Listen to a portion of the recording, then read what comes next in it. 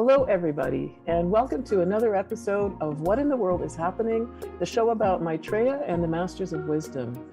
I'm Sabina Qureshi, broadcasting live from Edmonton, Alberta, Canada. And with me today is Adrian Magana from the USA, San Diego. Hi, Adrian, how are you today? Hi, Sabina. I'm doing very well. Thank you. That's great. I'm glad you're here. This is a very interesting topic. Our show today is about UFOs and our space brothers, their help, their message, and our future. And it's something that I'm sure everybody is very curious about because many of us have seen UFOs. So this is not something really sort of distant from our lives, although it's not really commented on in the media in general. So just before we jump in, I'd like to tell everyone that we broadcast live most second and fourth Saturdays of the month on Zoom, Facebook Live, YouTube, Twitter, and Twitch. And we're expanding our platforms from that. At the end of each show, we do 30 minutes of transmission meditation, and we'll explain what that is. It's safe, it's free, it's non-denominational, it doesn't interfere with any other practice you might have. Anyone over the age of 12 can do it. We hope you'll stick around and join us, and we hope you like it. And the only other thing I want to say before we start is please send us your questions and we'll try to answer them. So UFOs, our space brothers. Now we use the word space brothers. This is how Benjamin Creme, who is our source of information, describes the people in the UFOs. And you can see on our title page, we have photos of what are called lenticular clouds. Very often, this is how UFOs kind of camouflage themselves. So they're not trying to hide the fact that they're here, but they want to be respectful of our free will. So this is one way of doing that. Adrian, do you want to say anything about the clouds before we go on? I will say they're very common, Yeah. to see this kind of clouds. And if you, with the topic of UFOs, you have to keep an open mind, right? UFOs are very, very, very common, and many people have seen them, but you have to have an open mind because you might miss it. If you don't believe in them, then you might think it's just a simple cloud, or if you see them at night, you might think it's just a light or a helicopter or a plane flying by or something like that.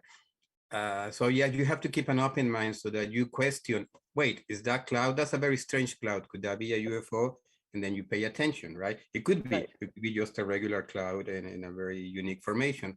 But yes, UFOs, our space brothers and sisters, do enjoy hiding, right, in quotations, themselves within cloud formations. Yeah, and so we do have a couple of images that we can use. We have to respect copyright law, so there are lots and lots of videos on YouTube that you can watch and look at about UFOs. So there's a lot out there to look at.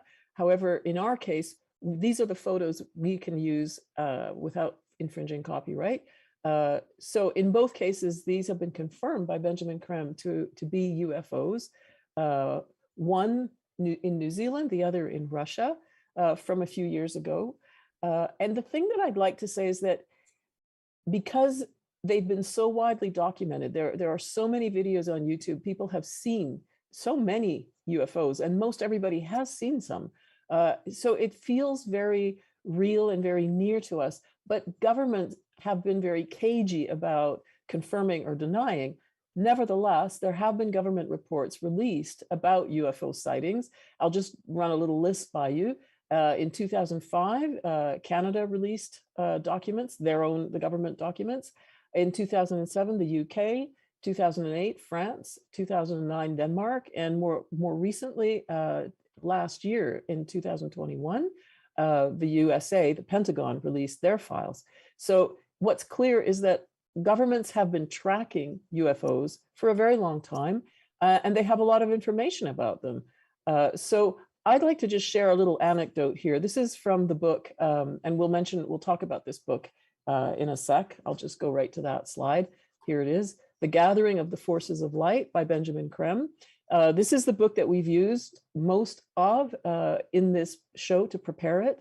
And right at the very beginning, Benjamin Krem describes an experience he had when he and some friends in the mid-50s, they went to the Air Ministry in London to ask them about what their take was on flying saucers.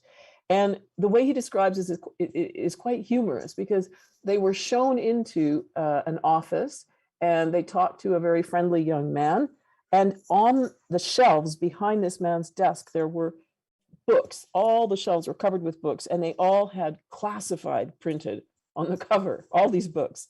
And they asked him, well, what's the official line on flying saucers? And he said, well, our take is that they do not constitute a threat to the security of the UK. And so Benjamin Krem and his friend said, okay, so that means that you acknowledge that flying saucers exist.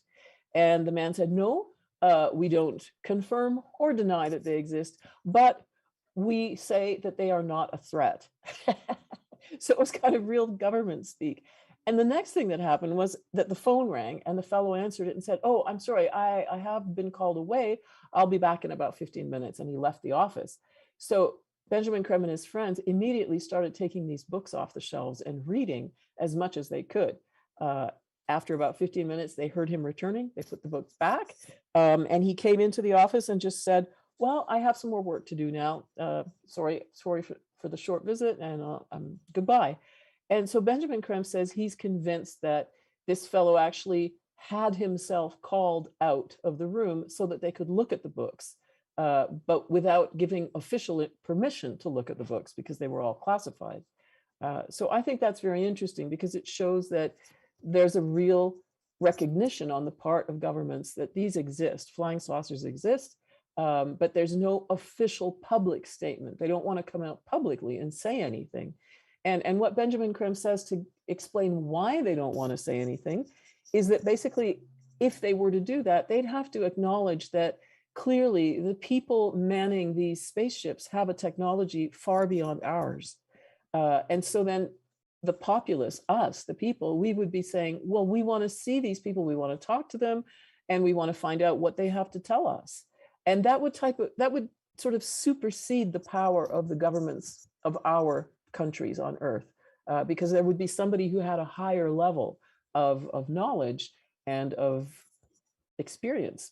And so that's Benjamin Krem's take on why the governments don't come out and make any official statements. Yeah, I would like to add that, you know, from our point of view as the public, right? You are right.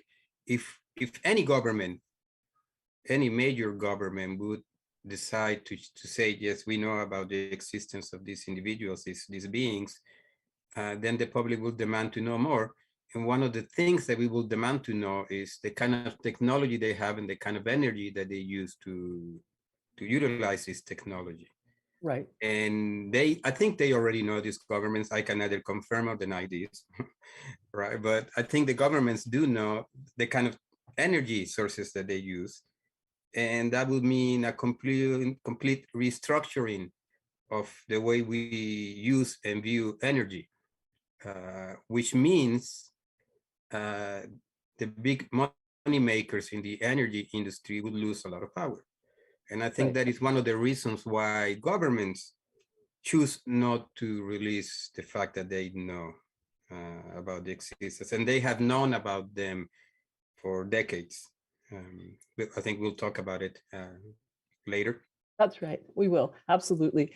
And we do have a question already. Thank you, from Billy Sevchuk, about will we be able to travel to distant places in the galaxy quickly in the future and in the near future? Now, I don't know if it'll be in the near future, but in the book, The Gathering of the Forces of Light, Benjamin Krem says, yes, we will be able to, once we have grasped or been given and then learned how to use a new technology that, well, the technology that our space brothers and sisters use to travel, because according to Benjamin Krem, this technology allows you to travel to places very distant because there's no physical space to traverse.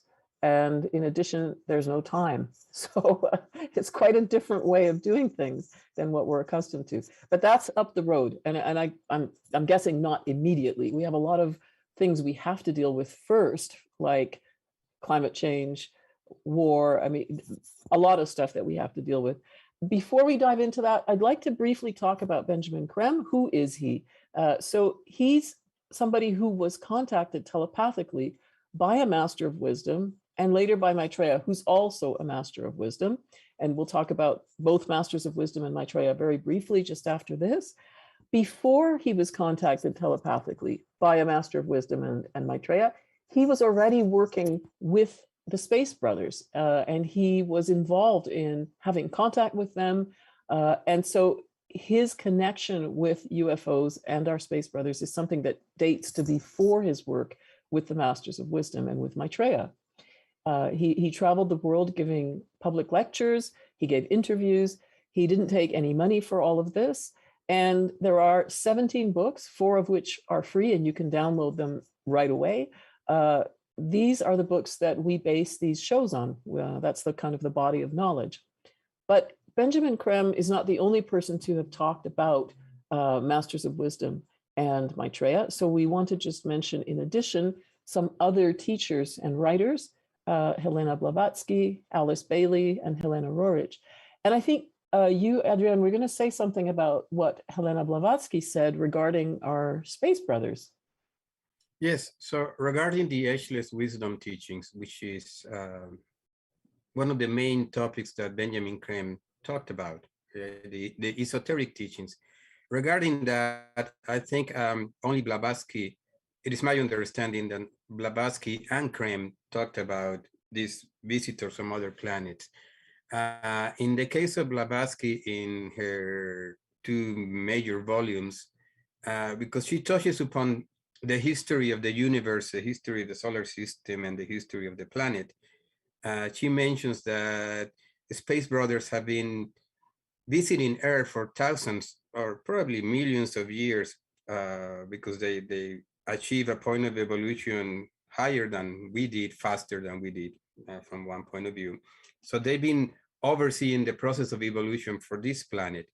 In particular, beings from Venus visited us and stayed with us for thousands of years. Like I said, overseeing this process of evolution. What does that mean? It means that they manipulate energies to assist in this process of evolution of the planet. They make the mountains go up, they make the mountains go down. That's one way to describe it. They make the oceans appear, they make the oceans disappear. That's masters manipulate energy following the law. So Again, isn't it true that they actually were here overseeing our evolution for millions of years, not just thousands, right? Yeah, yes, you're right, millions of years. And they did so, and they still intervene in the process of evolution, but they did so for a long period of time until humanity created, out of the human evolution, humanity created its own masters, its own very wise and enlightened beings, right? Before humanity evolved to the point that human beings became masters, masters from other planets were helping with the process of evolution. It wasn't until humanity created the first group of masters, and as the story goes, the first human being to become a master is Maitreya. Right. That is the relationship that we have with the Space Brothers, and the relationship Maitreya has with the Space Brothers and the masters from other planets. The story says that Maitreya and his brother, the Buddha, obtained this degree of masterhood, which was at that time, in the beginning of Atlantean days, it was the 3rd initiation. Mm-hmm. It's a different scientific process that we go through right now, because right now we have 5 initiations before we obtain that degree of masterhood. Back then there were only 3, and the Buddha and Maitreya were the first to join. After then, many other masters have come out of the human evolution, so that allowed the Space Brothers to move into other fields of service to help humanity. We'll talk about what those services they offer are. Right. Yes. And yes. So it was Blavatsky. Yeah, it was Blavatsky, the one that mentioned a little bit about the Space Brothers, but it is Benjamin Crane who was really interested in this whole sphere of knowledge, the visitor from other planets. So Maitreya was the very first, in other words, of Earth evolution to achieve mastery. The other thing that's interesting about Maitreya in terms of his rapidity of achieving that is apparently from the angle of evolution. This is something that I believe is in one of the books of Alice Bailey. From the angle of evolution, the rapid unfoldment of the evolution of Christ was, now Christ refers to Maitreya, was and has been totally unparalleled. It has never been duplicated. So it means not only he was the first on Earth or of Earth evolution to reach this level, but no one else has ever evolved that quickly till now. Though, she says, there are people alive today who are now beginning to develop with an equal speed. So that's also interesting to consider. And so he's going to be with us for the next 2,250 years. That's a long time. And he's here to help us grow, to evolve. And he embodies unconditional love. So we're all connected to him in our hearts. And all of the world's major religions expect him, but he's not here as a religious teacher. He wants everyone to continue in their own tradition. He's here for everybody, whether you have a religion, you don't have a religion, whether you believe in God or you don't believe in God. And so this is something that is going to impact all of our lives. And we will be seeing him. I don't know when exactly, but he will come forward publicly and make himself known. Now, the people that are with him on his level, or well, not on his level, he's at a higher level than the rest of the masters, but the group that he works with, we call them Masters of Wisdom, and they're people, Earth people like ourselves, who've reached that level. As you said, Adrian, after Maitreya, many more have become Masters of Wisdom.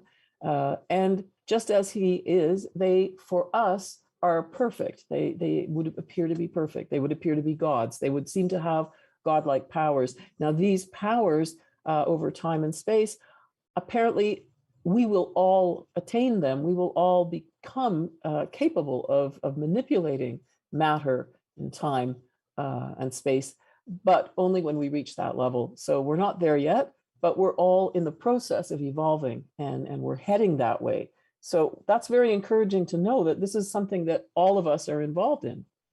And now, before we go back to specifically, well, no, this is actually UFOs, but it's also related to Maitreya and the Masters of Wisdom. So the big news is that they're returning to live openly with us and to help us in our evolution and to help us really avoid catastrophe, if you could put it that way, because we now could destroy ourselves if we wanted to. We have nuclear bombs. Nuclear fission is extremely dangerous. And so this is something that they want to make sure that we don't do, as many of us want to make sure it doesn't happen.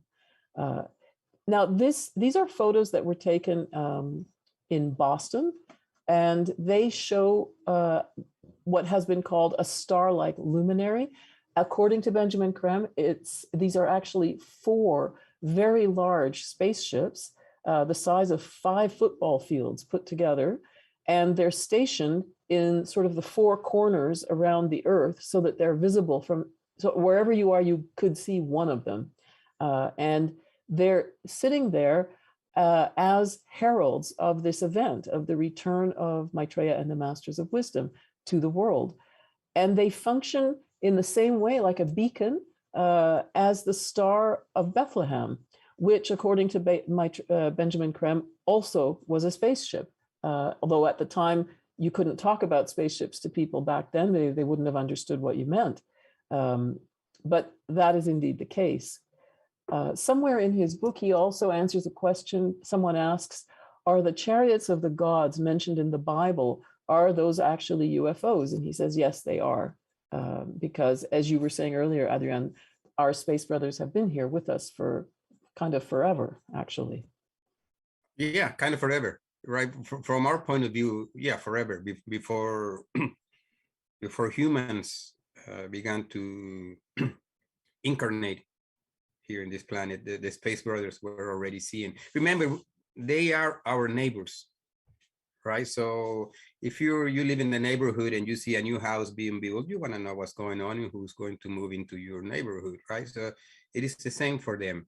The big difference is that they have also, like Maitreya, unconditional love.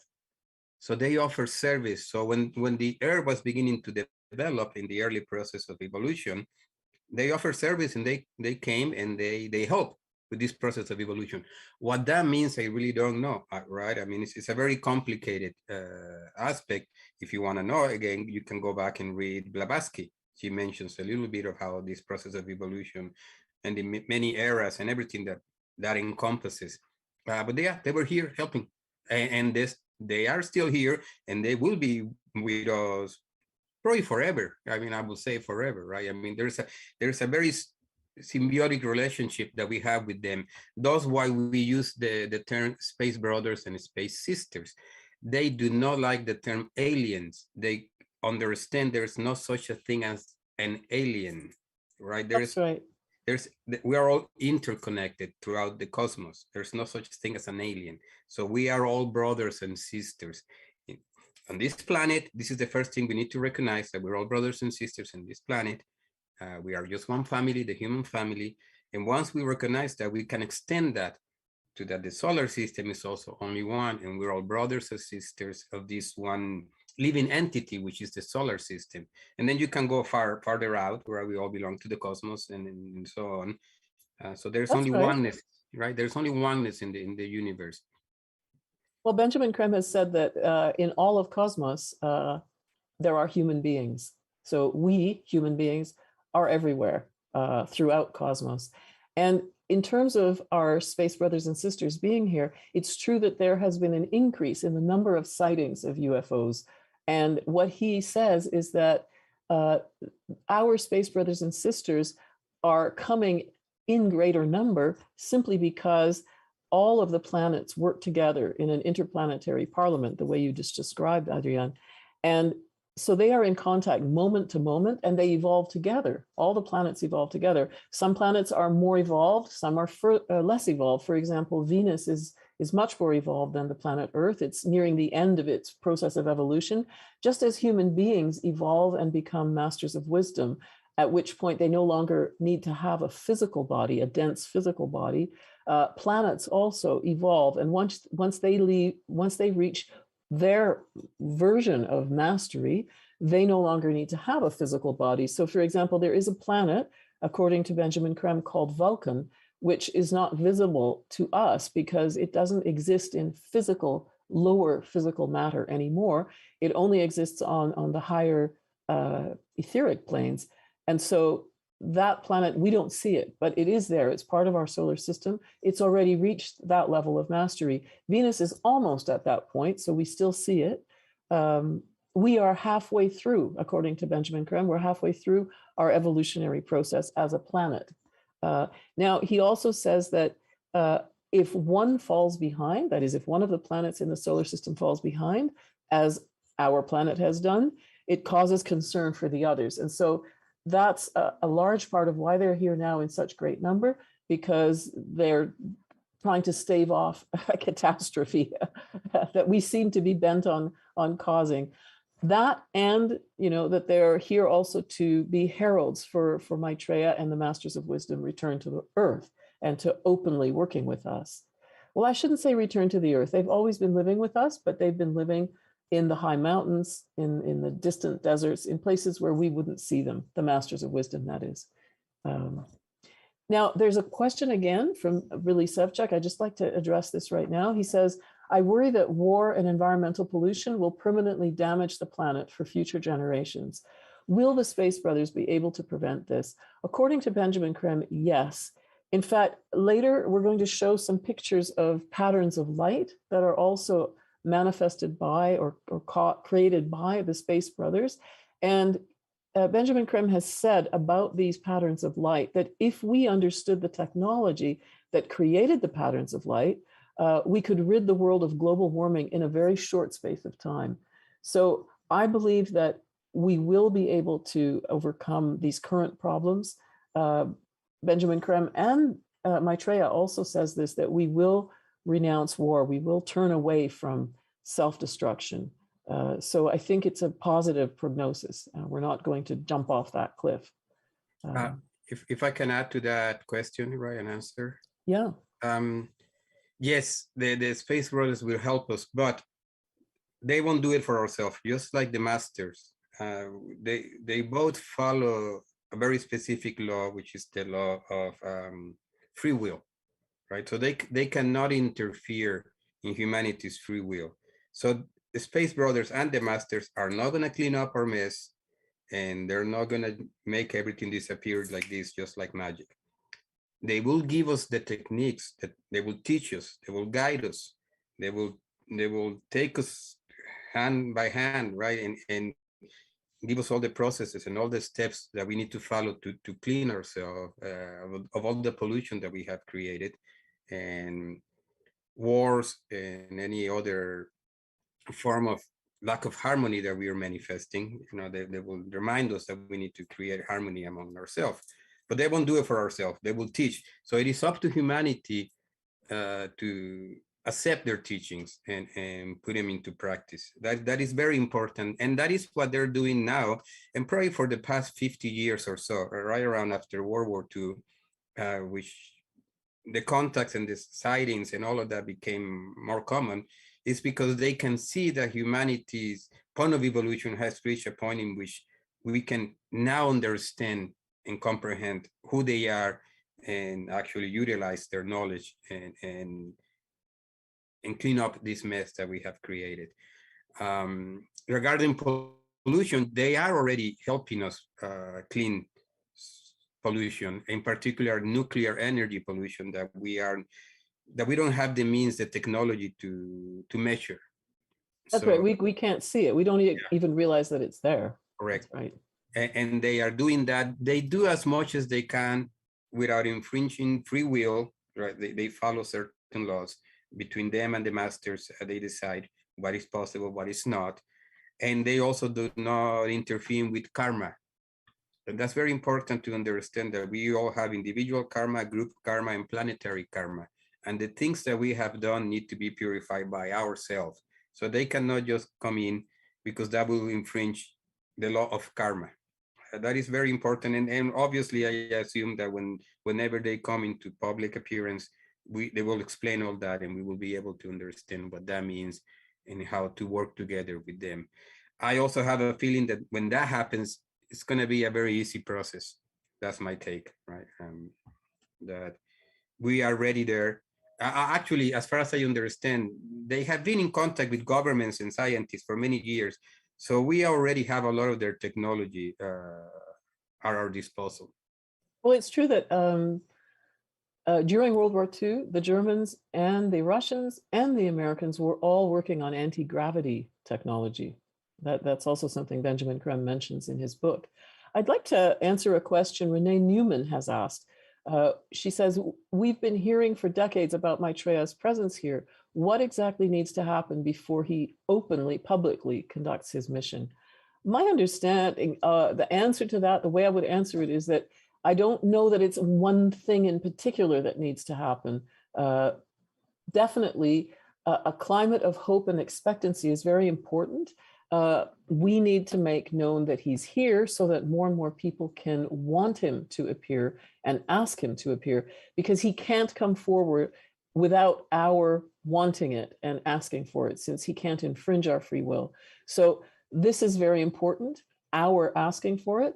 That's one of the reasons we do these programs, so that we can tell as many people as possible about this, so that people can start to ask for this. Now, we also know, Benjamin Creme has said that since 2010, Maitreya, well, at that time, he started giving interviews on TV, but incognito. He didn't announce himself as Maitreya or the world teacher. He was simply a person talking about current affairs. He began talking on TV in the US, and then he went to many, many other countries, Brazil, Russia, Mexico, lots of places around the world where he talked on TV and gave these interviews, but just as a regular person. He was not, he probably had some name and he was just one more kind of talking head on TV, on current affairs programs. So he is already sort of in the public sphere in this way, though not officially and not as the world teacher or a master of wisdom. And that's another way for him to transmit his love, his energy, the diagnosis that he makes of world affairs, which is always very straightforward and very simple. So I think that we can ask for him to return. We can talk about him being here. All of this helps. And on some level, we really don't know what other factors might be involved, because he has to balance everything. He can't overstep our karma, just as you, Adrian, were talking about how the Space Brothers cannot overstep our karma. So the same is true for Maitreya and the Masters of Wisdom.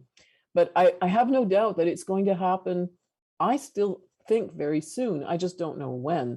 And of course, every time we do something, and when I say we, I don't mean you and I, but we, humanity, every time somebody in the human family takes steps that make us go backwards, I think that might delay things. So, whenever there's a new war or more suffering is caused by decisions taken by governments or dictators, I think all of that, to some degree, probably holds things back. But honestly, I don't know. I'm not a master of wisdom.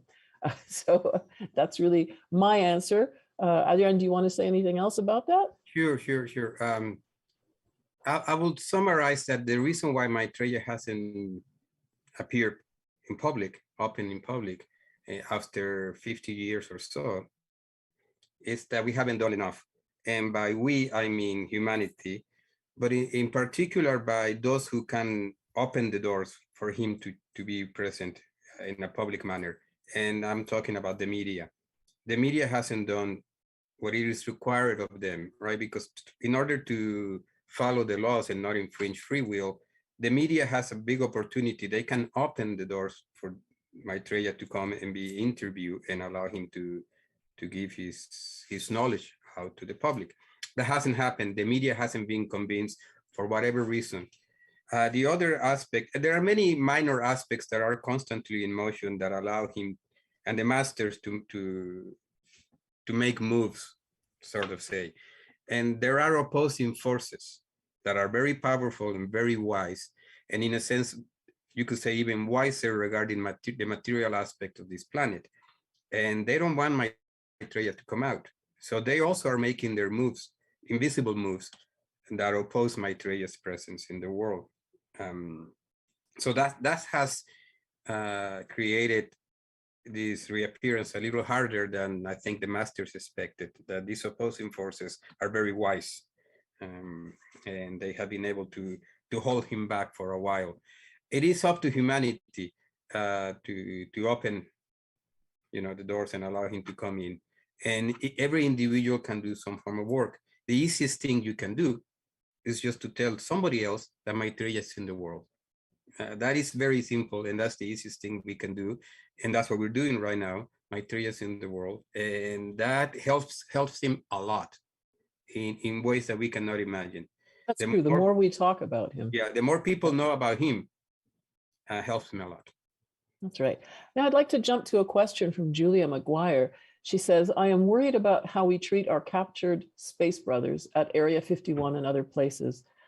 I can't answer that directly because I don't know of any space brothers being captured, but Benjamin Krem says in The Gathering of the Forces of Light that one of the things that the governments have done, I think specifically he mentions the American government, is that they have spread falsehoods about our space brothers, describing them as aliens, spreading stories of atrocities committed by aliens, taking people up into spaceships and operating on them, or all slaughtering cattle, that type of thing.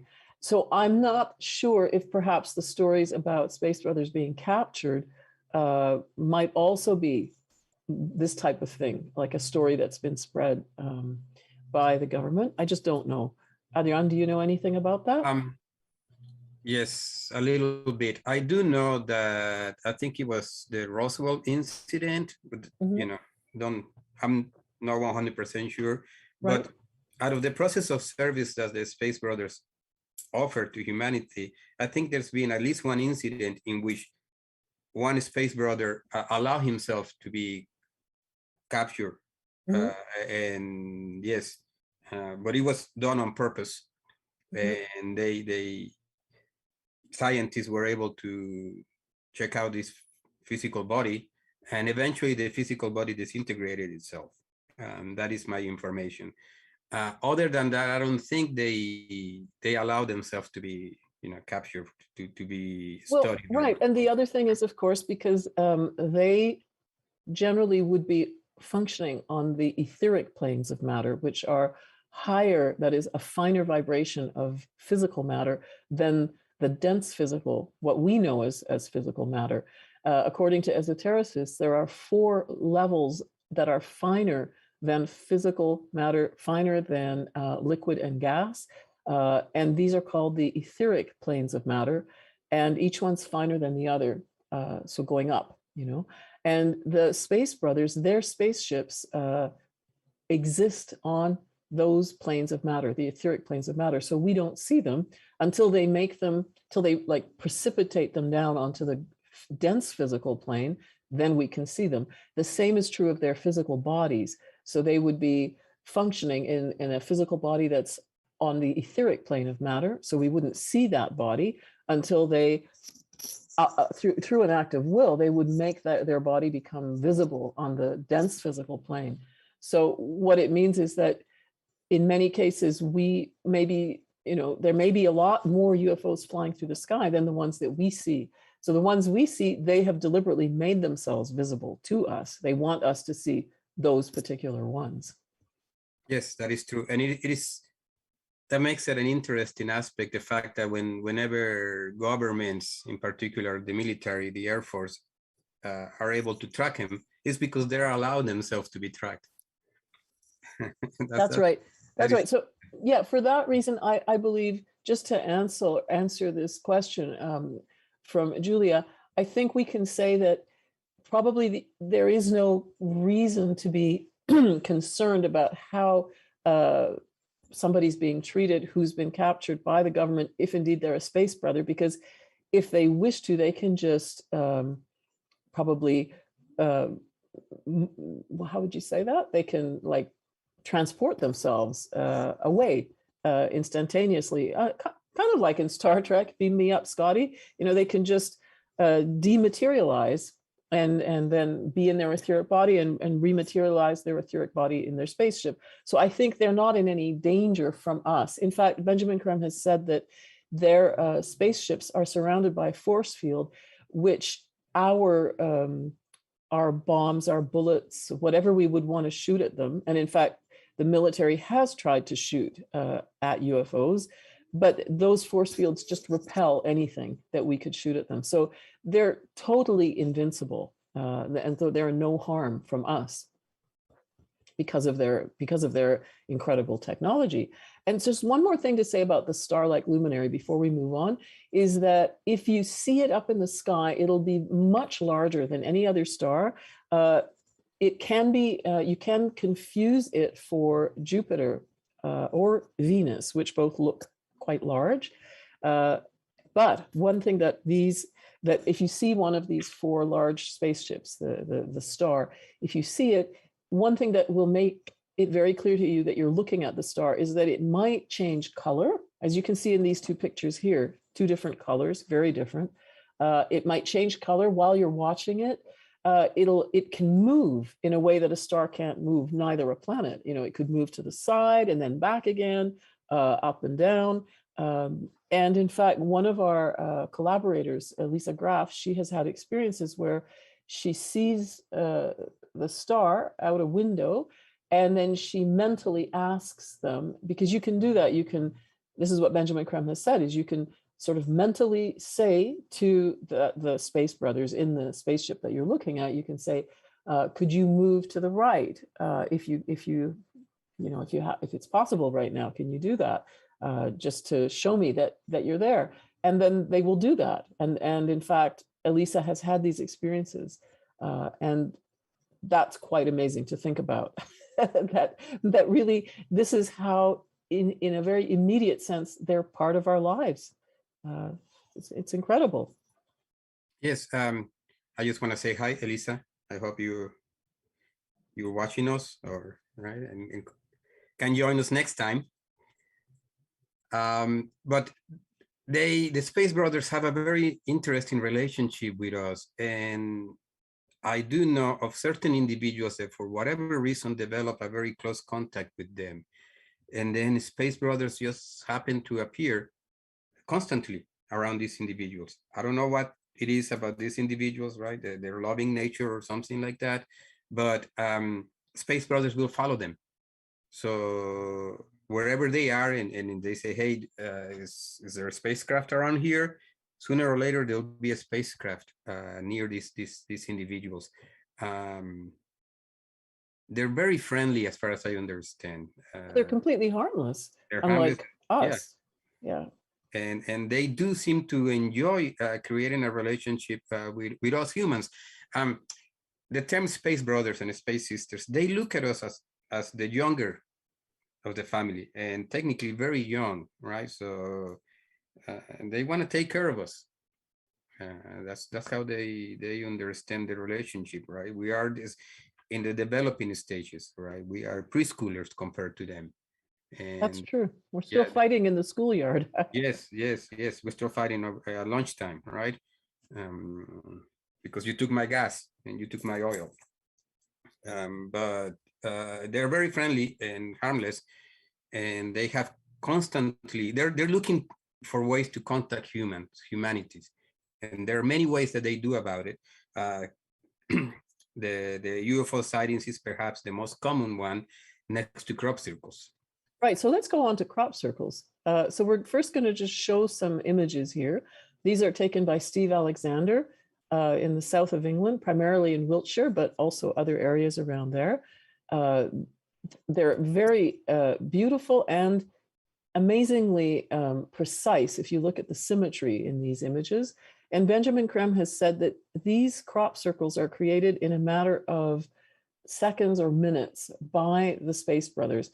And they do it through a combination of their mind and their technology.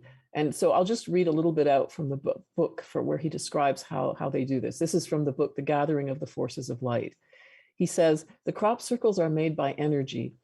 The people in the spaceship form a design in their mind, simple or complex, and then with a combination of technology and thought, that design is created in the crop.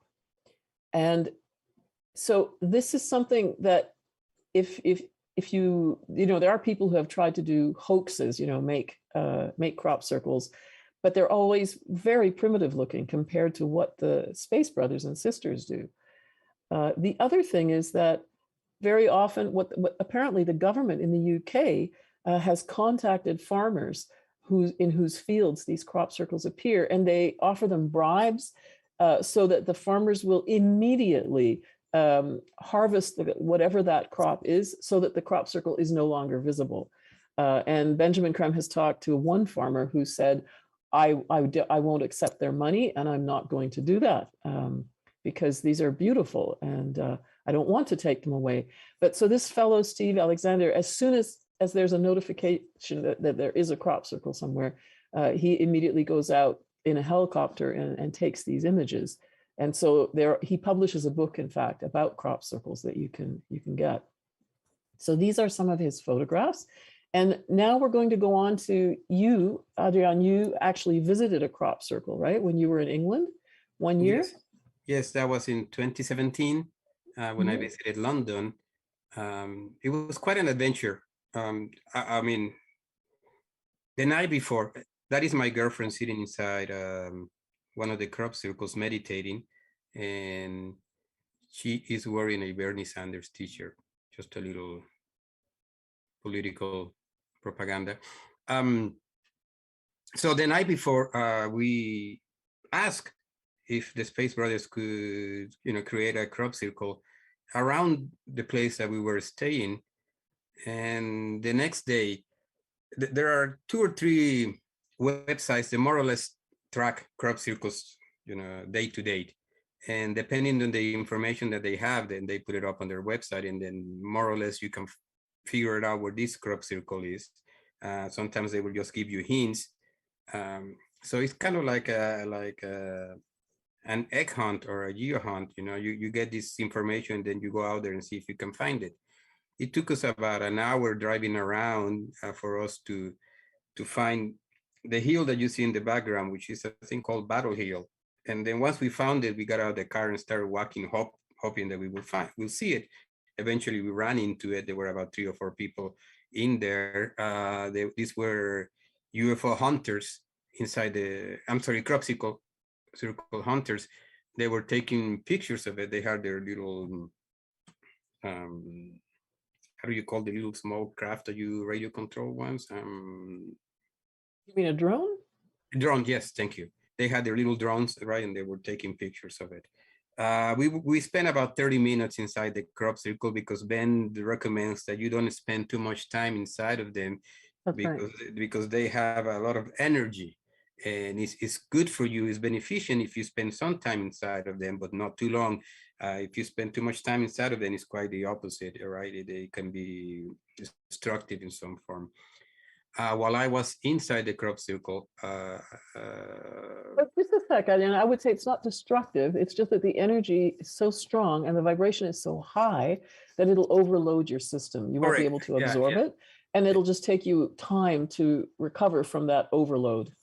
Yes, and I would assume every individual is different, right? So my experience was after being there for 30 minutes, the rest of the day, I had tremendous amount of energy. I couldn't go to sleep. It was as if I had drank coffee after coffee after coffee. Right? Yeah, exactly. Yeah, overstimulation. Overstimulating. And again, it was about 30 minutes. And it was a very good feeling. I mean, the kind of energy that I felt the rest of the day was very pleasant. That was my experience inside the crop circle. And so we can see behind the photo of your girlfriend in the crop circle, in that larger picture with the landscape, you can kind of see a pattern, right, in the middle of the field there. And we don't have a photo taken from the air of that particular pattern, so I don't know what it looks like, but it looks as though there's a central part and then smaller parts around it. Yeah. Right? Yes. We don't have an image of it due to copyright, but Stephen Alexander, I think he does have one on his website. And if you go to, I think it's 2017, and it's Battle Hill is the name of the crop circle. And then you can see an image of the crop circle from above, the one that I was lucky enough to see. We have a comment here from Cielito, who's doing our tech support. She said, there are artists who have created beautiful versions of crop circles and experienced energies while doing it. So that's interesting. I didn't know that. Oh, okay. And I want to answer a question from Chris Varma. He said, but they say grays and reptilians are evil. Is that true? Referring to our space brothers and sisters. According to our information, there are no grays and reptilians. This is a kind of like a myth that's been created. And so they don't exist. And the space brothers are not evil, space brothers and sisters. They are absolutely harmless, and they only have love towards us. They want to help us. They don't want to interfere, however, because they are from other planets, mostly Venus and Mars, our nearest neighbors, and they have their own evolution to see to, and they're not part of our evolution, but they are our neighbors, and they want to help when they can. And so we're just going to go on here and show you patterns of light. These are photos that were taken in France, all from the city of Nîmes. And you can see there are different types of patterns of light. They are not all the same. Many of us have seen these, and you may have seen them as well. Please let us know if you have, and in addition, if you've seen UFOs. And about these patterns of light, they are also created by the Space Brothers. And you do need to have sunlight, you need to have a reflection in order to create one of these patterns. But it's also part of the preparation that the Space Brothers are involved in for our future, using a technology that we don't have yet, that Benjamin Creme calls the technology of light, or the science of light. these patterns of light also have healing properties, but not necessarily on an individual physical level, but more in a planetary sense. They have healing dimensions. And I mentioned earlier that Benjamin Creme said that if we understood the technology that created the patterns of light, we could rid the world of global warming in a very short space of time. So we'll talk more about this technology in the future, what we're going to be using. Benjamin Creme has said that this is something that will eliminate all competition or need for competition about energy. And that's extremely important. So before we go to that, I think, Adrian, you wanted to talk about some sightings in Mexico, right? Because there have been UFO sightings all over the world. If you go on YouTube and look for videos of UFOs, you'll see videos from Russia, from China, from India, from all the Latin American countries. They're just everywhere. Yes, but before we move on, I wanted to mention, going back to crop circles, I think we didn't mention the fact that crop circles, most of them happen in southern England. And that's the reason why I was lucky enough to visit one. I will say about 80%, give and take, of the crop circles that appear happen in southern England. And that is because Maitreya lives in London. That is the reason why southern England is so popular with crop circles. But crop circles in general happen all over the world. And what is happening in relation to the crop circles is that wherever these crop circles appear, the Space Brothers are pinpointing energy centers. Yeah, they're also called vortices. Vortices of energy that are somehow related to the planetary electromagnetic field. Well, what they are is they're wherever lines of force, of electromagnetic force, where these lines crisscross, it creates a vortice. Correct. So they're pointing to them because in the future, and hopefully in the very near future, they will teach us how to use this energy and this grid and these vortexes to get all of our energy directly from the sun, technically free and unlimited. Right? That's right. So, and yeah, Benjamin Creme says that so what they're doing is they're replicating on the physical plane the magnetic energy field around the planet, around the Earth. And that center of energy, that is our own planet's magnetic energy field, in connection with a new technology, the one you just mentioned, will give us this unlimited safe energy. So that's kind of amazing to think about. It is. There's a little detail about that, and they have been very specific, is that because it's a very powerful energy and it's a lot of information, they will not release that kind of information until the concept of war is gone from the human consciousness, more or less. Until there is no more war in this planet, and then we have to renounce war. That's correct. Right. They will not release that information. And I know that it seems utopia to think that there will be, at one point, there will be no more war happening among us. But it is, according to the masters and according to the space visitors, is very near. It could happen within this generation if we actually wanted to. And I have to say that talking to the younger generation, I like to talk to them as much as I can. A lot of them agree. It's time. There's no need for war. So I think this generation and the younger generation is ready, and they will be the ones that will take care of this. Get rid of war and learn to live in harmony. That's right. And just to talk about that magnetic grid and the vortices, we see the crop circles whenever they have created one over one of these points on land. But for example, if they make one of these, it wouldn't be a crop circle, right? But they'll make the same equivalent type of thing on the physical plane. For example, in the ocean, we won't see it, but it is there as well. So our whole world or planet is slowly being covered by these little points because it's in preparation for our use of this magnetic energy. in combination with the sun. Yeah. So did you want to talk about Mexico a little bit? Yeah. I mean, real quick, right? We can talk about. I mean, UFOs are very, very, very common, like we said in the beginning, right? And there are sightings constantly all over the world, and people are very interested, and many people are open about it. Now, like I said earlier, if you want to see a UFO, you have to have an open mind because they're very common. But if you see them, you might think it's just a cloud or just a star, right? So you have to want to look beyond that to see if you're looking at a spacecraft.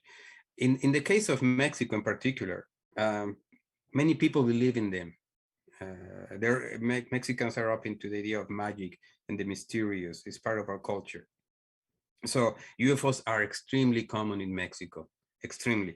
Many people have seen them, and it seems that Space Brothers enjoy visiting Mexico and many other Central and South American countries. But in the case of Mexico, they've been part of the folklore of the Mexican population for many decades. Many people have seen them.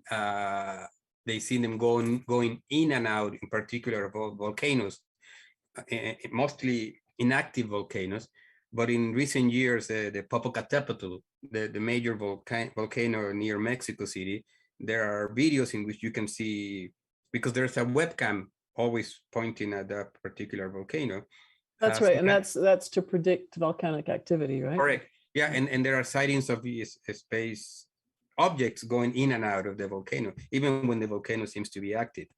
But in many other places, right, UFOs are common, and many people claim to be in contact with them, which is also very interesting. In Mexico, many people claim that they have been in contact with them, and that they have learned certain things from these space brothers.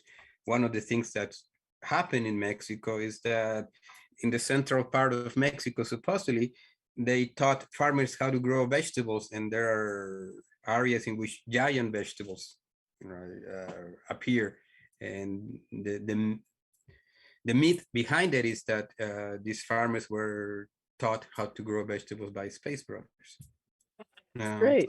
So that's an interesting aspect. I know that there are stories like this all over the world, because if you have an open mind, then the space brothers will contact you. That's the idea, right?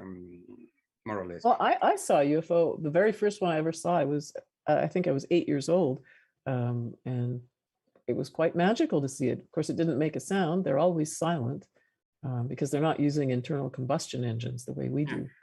And there's also another fact about the space brothers and the relationship with humans this particular time is that they don't want to create fear, quite the opposite, because Hollywood and many other, the media has done tremendous damage with false information regarding them.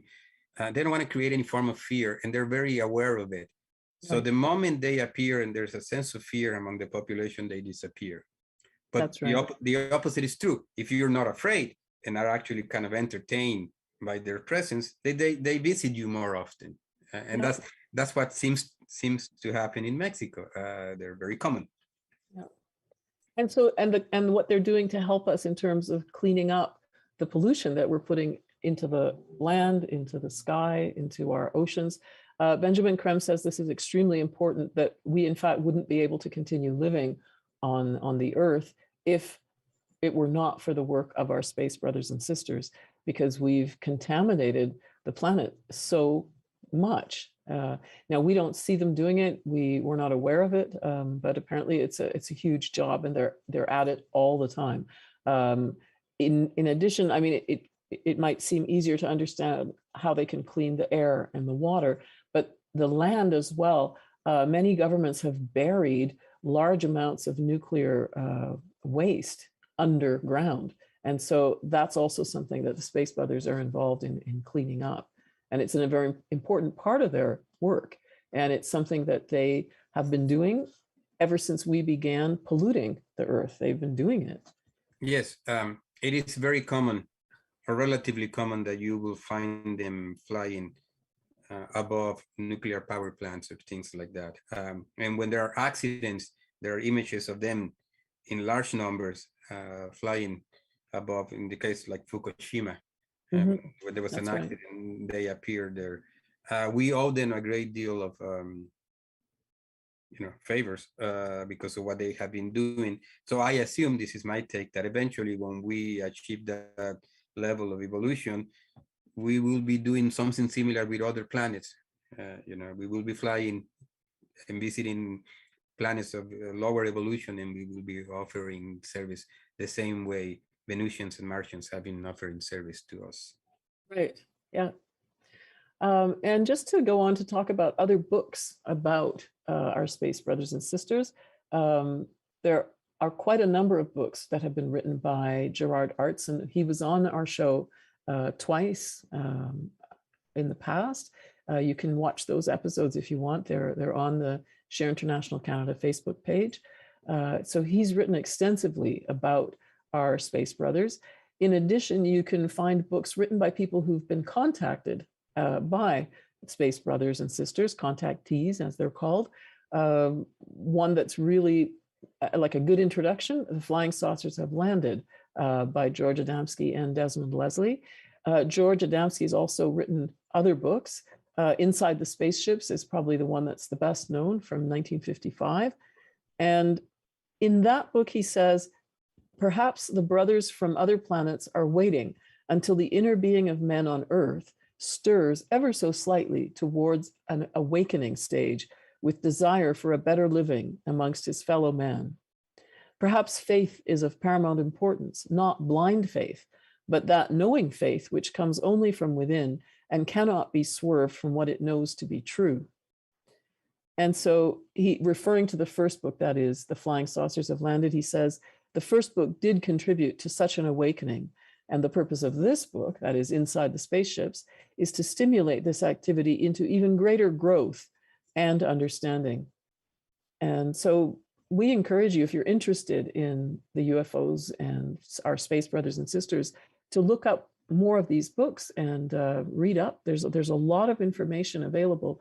And one of the things we also recommend in terms of sort of filtering out stuff, because there are all these kind of myths that have also been propagated, about the Greys, about the reptilians, to remember that authentic information about the Space Brothers will always talk about them as beings of love and who are harmless and are here to help us.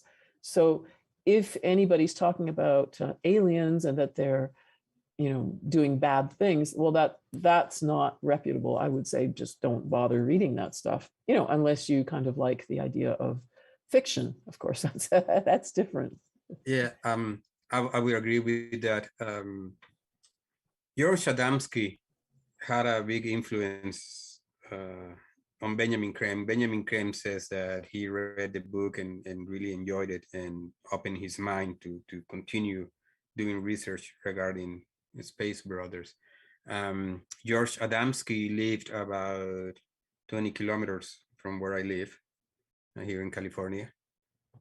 And he visited Palomar Mountain, which is also near me. There was a big telescope. I think it was the largest telescope in the 50s. That is not too far from here. So yes, there are many books and many videos and information regarding the Space Brothers. And they come in all colors, shapes, forms, and ideas. I would say, agreeing with you, that the common denominator regarding what people say about Space Brothers, and I will say is an honest information, is that they are very loving, very wise, harmless. They are also physically very attractive, which is also interesting because their bodies are very pure. They more or less look like us with minor differences. They can be a little tall or short, little differences like that. And they do want to remind us that there is only oneness in the universe, and we are here to help each other and to cooperate. Whenever they contact people like Adamski, they reinforce that it's very important that humans cooperate with humans, and also humans cooperate with the Space Brothers, that we create that relationship, and that is very, very important. So any contactee or any author that mentions these kind of things, I would say, is an honest one. Human imagination can go in many directions, and we love to create drama and fear. So we have many theories that are based on that, about Space Brothers. And I will say most of them, if not all, are false. But that will be up to you to decide. That is just, the way I discriminate between sources and which ones I choose to believe in, which ones I don't. Right. And so this message that we're one, in fact, Gerard Artson's most recent book, the title is Pioneers of Oneness, referring to the Space Brothers. Obviously, if we recognize that we're all one, then we wouldn't be, destroying each other. There would be no more war. And that is a prerequisite for us to have access to this new technology, the technology of light, or the science of light. And this is what Benjamin Creme says, is that, in fact, this is going to happen according to the Masters of Wisdom. They say we are going to give up war, and then we will have access to this technology of light. And so it's really a very straightforward type of thing. It's not complicated, giving up war. And he says on the other planets in the solar system, none of them engage in war. If they have disputes or disagreements, they resolve them through talking. And of course, we could do that too. It's absolutely doable. And most of us in our daily lives, that's what we do. If we have a disagreement with someone, we talk it out. We resolve it that way. And so I think this is a very hopeful message, to know that this is what we're going towards, is having this type of technology that will be clean, that will be unlimited, equally accessible to all. Nobody can corner it or control it or use it to make profit. So it's a huge step into a different type of future. Yes. I just realized the reason why Space Brothers visit Mexico so much, because you can summarize their message as tacos, no bombs. Tacos, not bombs. Okay. Yeah, I think that's what they want to say. Yeah. Tacos, no bombs. Right. Take care of each other. Take care of each other, yes. Yeah. And I think that's the end of our presentation on UFOs. We're now going to go into the section about meditation. And so we just put up our links briefly if you're interested in more information about Maitreya's and the Masters, as well as what Benjamin Creme says about UFOs and our space brothers and sisters. You can look at share-international.org.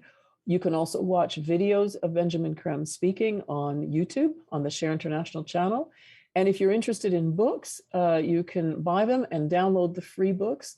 Also buy the ones you download the ones you buy at share-ecart.com. In addition, there's a magazine called Share. Oh, sorry. Here are the 4 books. Yes, these are the 4 that are available for free download. The Ageless Wisdom Teaching, The World Teacher for All Humanity, Transmission, a Meditation for the New Age, and The Awakening of Humanity. So you can download those immediately and start reading. And the magazine, that's what I was going to mention as well. Share International, it's published 10 times a year. You can also have access to that at share-ecart.com. And if you want to read excerpts from it for free, you can just go to the website share-international.org. And they always put up part of the magazine on the website that you can read. And yes. I think, sorry, go ahead. I just want to say, if you can take something out of this conversation, is that tell anybody, right, as many people as you can or you wish to, the fact that Maitreya is in the world and he is here to herald a new beginning, a wonderful new age. He's here to inaugurate a new age. So the more people know about this is very important. And it is the same regarding the Space Brothers. If you can share this information that the Space Brothers are here, they are harmless, they are willing to cooperate with us, and that you can look up and ask to see them. And if you have faith and patience, I can almost guarantee you that sooner or later you will see a spacecraft visiting you. Yeah, and remember to also look for the star, these very large UFOs, the size of 5 football fields, the ones that when you see it in the sky with your naked eye, it'll look similar to Jupiter or Venus. If you have a camera with a zoom lens, you will be able to see the colors as we showed earlier on the screen. And you can ask them to move, or they might just start moving to show you that that's what you're looking at. Side to side, up and down, zigzagging, movements that no star or planet can make. And so just before we start transmission, we'd like to explain a little bit about it. You don't have to believe anything in order to do it. You don't have to believe in energy or in Maitreya or the masters. This is something that you can do without any particular belief system. It won't interfere with any of your other practices. In fact, it'll complement them. So it's absolutely open to be tried out by anyone who's interested. How we do this meditation is we begin by saying the great invocation all together out loud. How we'll do it on the program is that one of us will say it. Maybe I'll ask you to say it, Adrienne, and with your microphone on. I'll say it as well, but I'll be muted. Everybody else is also muted. And after we say it, then we'll begin meditating. This, the great invocation, is a mantra, very, very old, but it was introduced to the modern world in 1945. And it can be used on its own as well. That is, it's used to start transmission meditation, but you can also use it on its own. And it always has a very positive effect whenever it's said. Just a couple of precautions. If you have a pacemaker or serious heart problems, don't do this meditation because the energies can be quite strong and they might interfere with the functioning of the pacemaker. Also, if you have emotional or psychological imbalances that you're in the process of dealing with, it's recommended not to do transmission meditation because it can exacerbate those imbalances. It can and make them more. And also, if you're under the age of 12, because your chakras won't have developed to the point where they can absorb these energies in a way that won't cause imbalance again. And I forgot to say this earlier, just that if you like what you're hearing on this program, please share it with other people. Share a link to this show, talk to them about it, as we were saying earlier. Spread the word, because it's very positive information. And I think it's a very hopeful perspective on what's happening in the world right now. Also, during the pandemic, people are meeting virtually using Zoom or other platforms. John, our chat show host, has been putting links up in the chat so that if you like transmission meditation, you can continue doing it by joining these Zoom groups. And the interesting thing is that the masters of wisdom are very flexible and adaptable. So as soon as the pandemic began and people started trying to use Zoom to meditate, because that was kind of the first platform that most people were using, we weren't sure, will transmission work? Will it really continue to be the same as when we used to meet in person? And what we found in short order was that, in fact, yes, it actually does work. We feel the energies. It almost feels exactly the same as sitting in a room with people. Of course, if you can sit in a room with people to meditate, that's highly recommended. That's much stronger, but it's amazing how good it is on Zoom as well. That is true. Yeah, and there are quite a few Zoom groups in the world. So you can probably find one that'll fit your schedule. John will put those up in the chat. And here's the great invocation. So the instructions for the meditation is after we say the great invocation, then each of us focuses on our ajna center, which is the point between the eyebrows. And if you're not sure what that feels like, you can just put your finger there and feel it. And then afterwards, when you're actually meditating, you can just remember what that feels like. And the instructions are very simple. You simply sit with your eyes closed. I mean, you could open your eyes, I suppose, but most people would get distracted.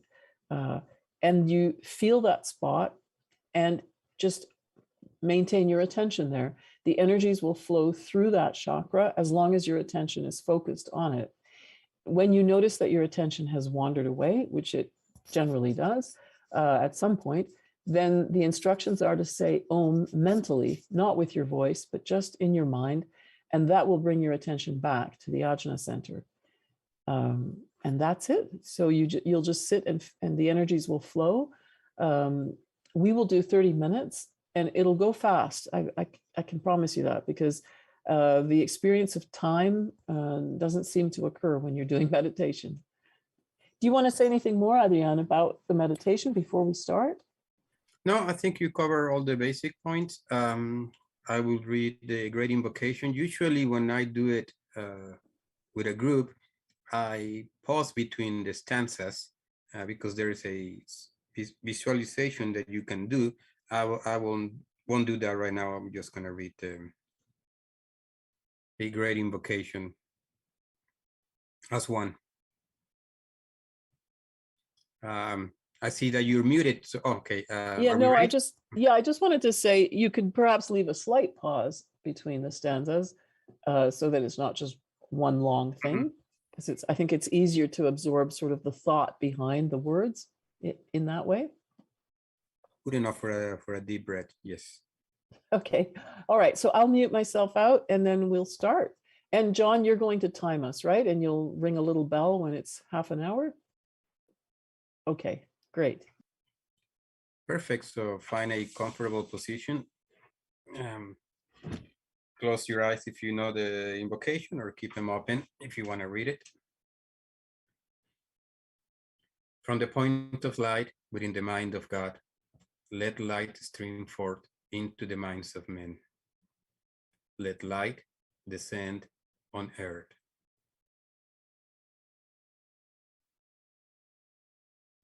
From the point of love within the heart of God, let love stream forth into the hearts of men. May Christ return to earth.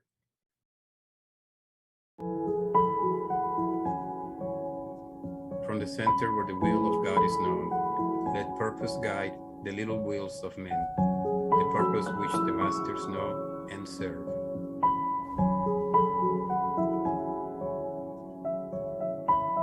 From the center which we call the race of men, let the plan of love and light work out, and may it seal the door where evil dwells. Let light and love and power restore the plan on earth.